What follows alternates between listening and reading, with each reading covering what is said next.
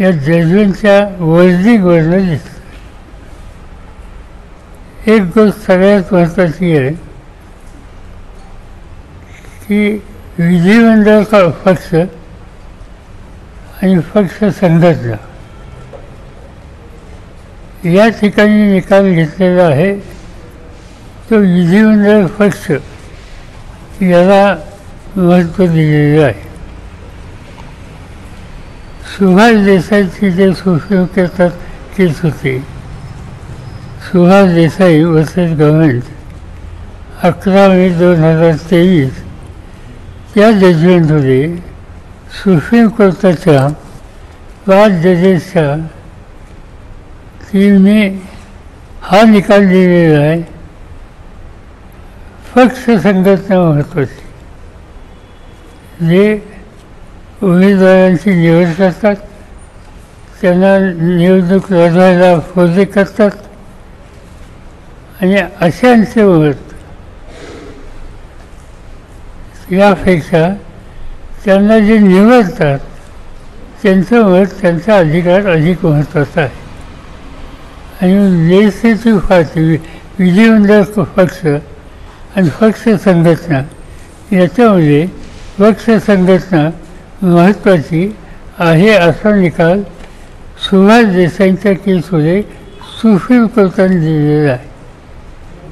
या ठिकाणी अध्यक्ष महोदय जे काही सांगतात त्याच्यामध्ये त्यांनी अनेक वेळा ही गोष्ट सांगितली की विधिमंडळामध्ये बहुमत कोणाचं आहे, एक व्हीप कोणाचा आहे तो, आणि व्हीप हा जो दिलेला आहे तो विधिमंडळ पक्षानं व्हीप द्यायचा अधिकार कुणाला दिलेला आहे.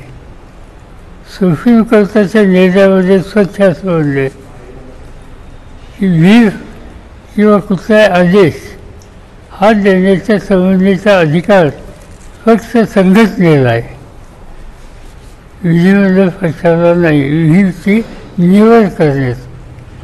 आणि त्यामुळे या ठिकाणी व्हीपची निवड ही उद्धव ठाकरेंच्या संघटनेच्या वतीनं ही केलेली नाही आणि हे या जजमेंटमध्ये त्यांनी स्पष्ट केलेलं आहे.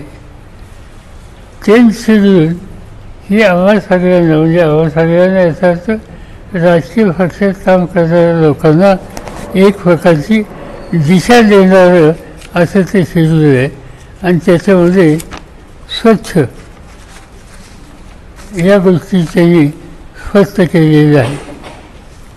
याच्यामध्ये आणखीन एक गमतीची गोष्ट ही की व्हीप मोजला तर त्याचं ॲक्शन घेता येते आणि त्याला अफातसुद्धा ठरवता येतं.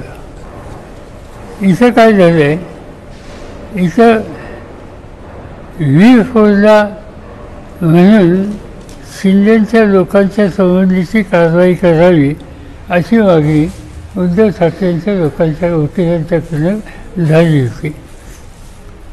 पण निर्णयामध्ये, जजमेंटमध्ये व्हीप देणाऱ्याला व्हीप द्यायचा अधिकारच नाही आणि त्या असं म्हणून म्हणजे स्पीकरने त्या संबंधीचा पात्रतेचा निर्णय शिंदेच्यावर राहणाऱ्या 16 लोकांच्या विरोधी घेतलेला नाही. त्यांनी त्यांना पात्र ठरवलं. दुसऱ्या बाजूला हे जे उद्धव ठाकरेंच्या बरोबरचे जे लोक होते त्यांनी स्पीकरच्या इलेक्शनमध्ये पक्षाचा व्हीप पाळला नाही म्हणून त्यांना अपात्र ठरवावं अशी मागणी केली होती. स्पीकर साहेबांनी तीही मागणी मान्य केली नाही आणि त्यांनाही पात्र ठरवलं. त्यांनी पात्रता या दोन्ही बाजूच्या लोकांच्या संदर्भात त्यांनी मान्य केली.